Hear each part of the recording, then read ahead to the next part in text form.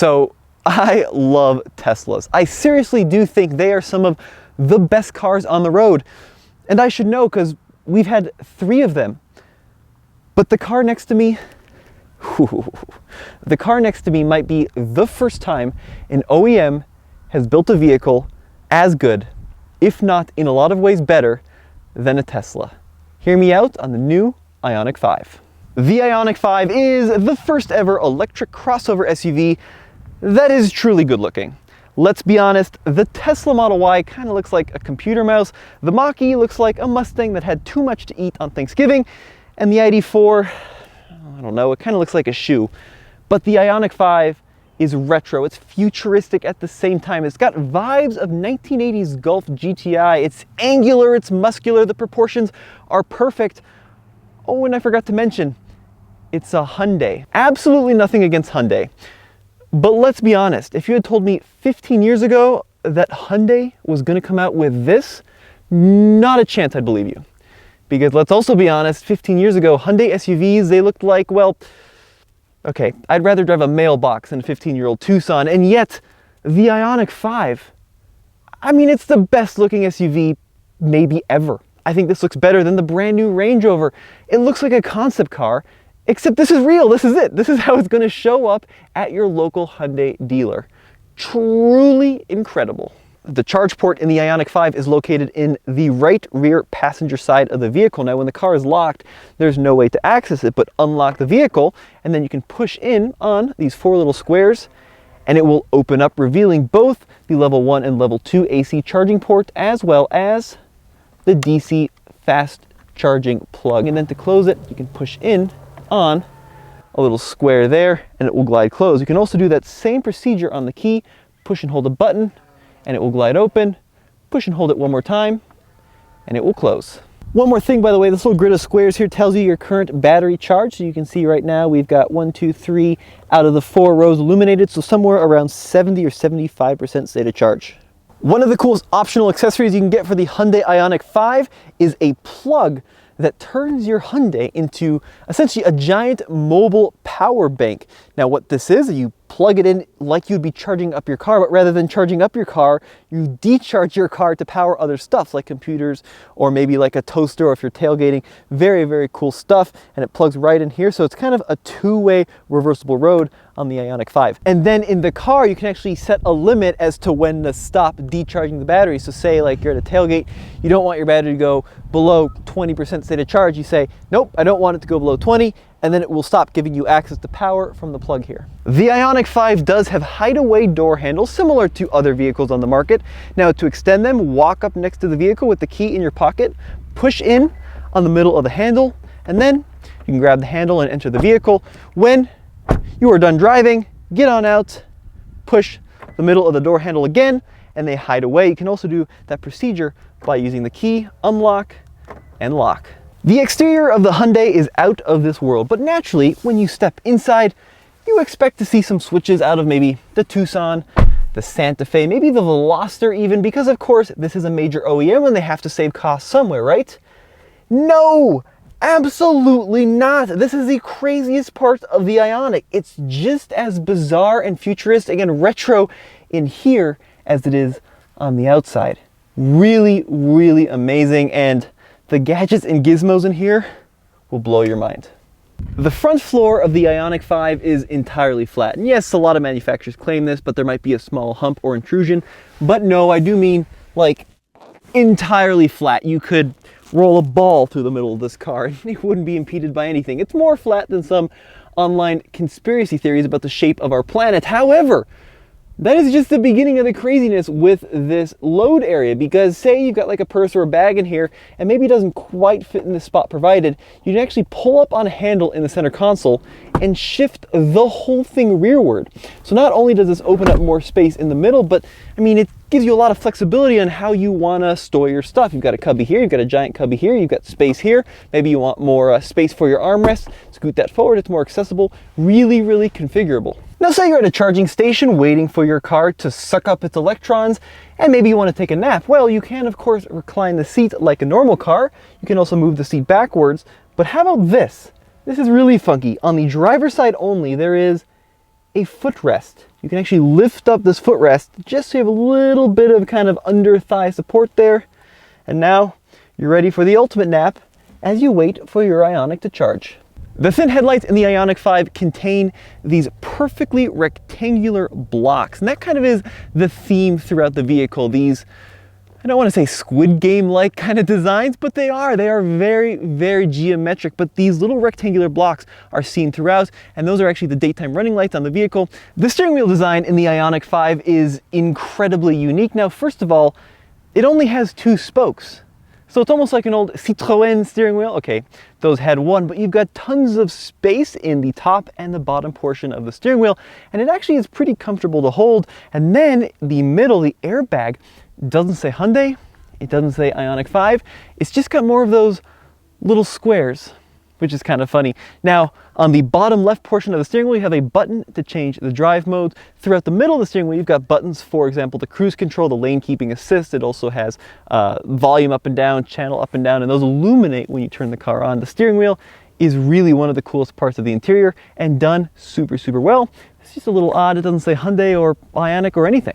One other quick word about the steering wheel. It has paddle shifters both on the right and the left side of the steering wheel, but why do you need paddle shifters in a car that has no gears? It's a direct drive. Well, the right-hand paddle shifter lowers the amount of off-throttle regen, and the left-hand paddle shifter increases the amount of off-throttle regen. So if I, for example, tap all the way to the left, what's going to happen is when I let off the throttle, the car is going to come to a stop quickly without me ever touching the brakes, putting electricity back into the battery. If I go all the way on the right to what they call level 0, it's just going to coast like a normal car, but that's what those are there for. Now, the drive selector in the Ioniq 5 is very interesting and maybe even a little bit odd. It's a column-mounted drive selector. It comes out more toward the base of the column, unlike, for example, a Tesla, which is up top. In the Ioniq, it's down low. Now, you twist the end of it to select the direction of travel. So you twist forward for drive, twist backwards for reverse, and then there's a button at the end of the stock for park, and you twist it just a little bit to engage neutral. It's very easy to understand, but the placement's a little weird, just it being so low and off to the right. One of the craziest features on the Hyundai is a feature called Smart Park, and what Smart Park allows you to do is pull the car out of parking spots remotely. I'm not in the car, I'm pushing a button on the key, and the car is driving away all by itself. You can also use it to back up. So if you're in a really tight jam and you need to get out of a space, push and hold a button on the key and the car will take care of the rest with, of course, no driver. Just make sure you stop before the fence. The surround view camera system in the Hyundai Ioniq 5 is incredible, and the cameras themselves, in my opinion, the functionality is much better than Tesla, especially in this setting. Check this out. I've got a full 360-degree bird's eye view of the vehicle and its surroundings. Super cool, and then of course it's got this little digital remake of the car. Very, very neat. Now, when you take a look at the interior of the Ioniq 5, you're going to find yourself 2 12-inch displays, and they control everything from the infotainment to, of course, the gauge cluster and all the instrumentation. Now, the theme is definitely white on the interior of this one. The binnacle is this flat white. It actually does look really pretty nice, quite Apple Store-like, but very, very elegant. Now, the instruments, the gauge cluster themselves are super cool, so very configurable in terms of the information it tells you, but the basic design are these 2 channels that extend horizontally toward the front of the car. The right channel is your acceleration, so when you accelerate harder, that bar is going to increase. When you decelerate, it's going to pull back a little bit. The left bar is more like your speed, but very futuristic. Now, the layout of the infotainment screen is actually pretty similar to other Hyundai products. So I know I said everything is totally different, but if you're familiar with like the new Tucson, you're going to get the hang of the infotainment pretty quickly, and that's a good thing because it's very easy to use and very, very intuitive. Now, there are some interesting pages like the EV pages. It'll give you some tips. It'll show you your range. It'll show you nearby charging stations. Pretty cool thing there.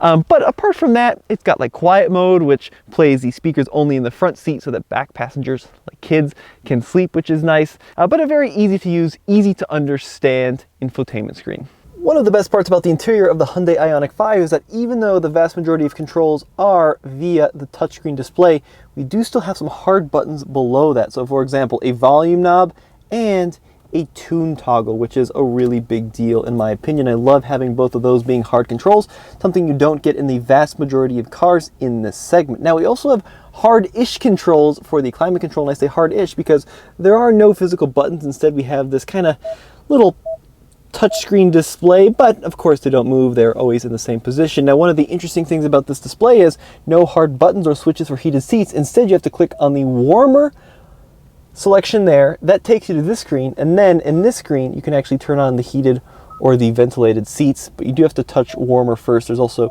a climate shortcut there, which will take you to this display. Now, I'm not a big fan of the fact that it has a start-stop button.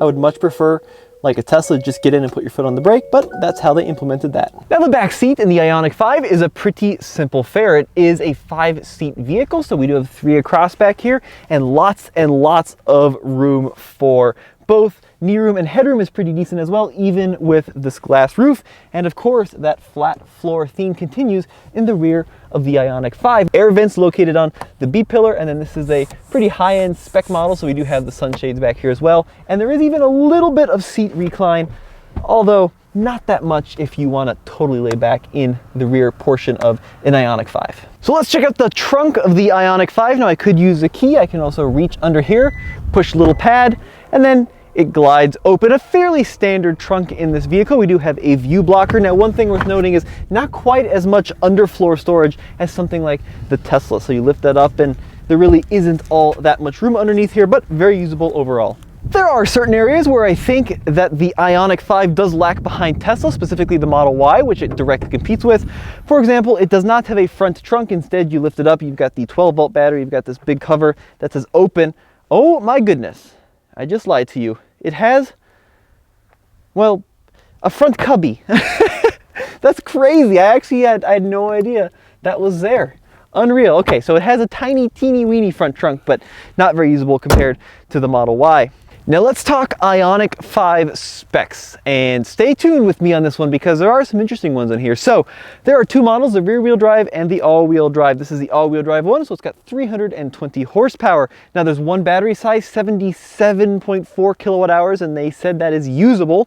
So total range, according to the EPA, these numbers just came out, just under 260 miles for the all-wheel drive model, and then 303 miles for the rear-wheel drive model. So this is the all-wheel drive one, 0 to 60 in 5.1 seconds, so a little slower than the Tesla, and then the range is less. So the EPA rates the Tesla at 320 miles. Now, we're gonna have to get both of these back to Colorado, the Model Y long range, and then of course the Ioniq 5 all-wheel drive, to really see in the real world how that usable range is like. And I have a feeling that it might not be as different as you think. Now, charging speeds is really the amazing thing of the Ioniq 5. So this was using an 800 volt architecture, unlike Tesla, which is on 400 volts. Peak charging rate, 235 kilowatts, and they say 0 to 80% state of charge in under 20 minutes, 18 minutes, and we'll be sure to test that as well once we have this car back for a longer term test. Now, pricing is the big question. Don't know how much it's gonna cost. It's gonna come out hopefully in the next few days, and then availability, they said, extremely soon.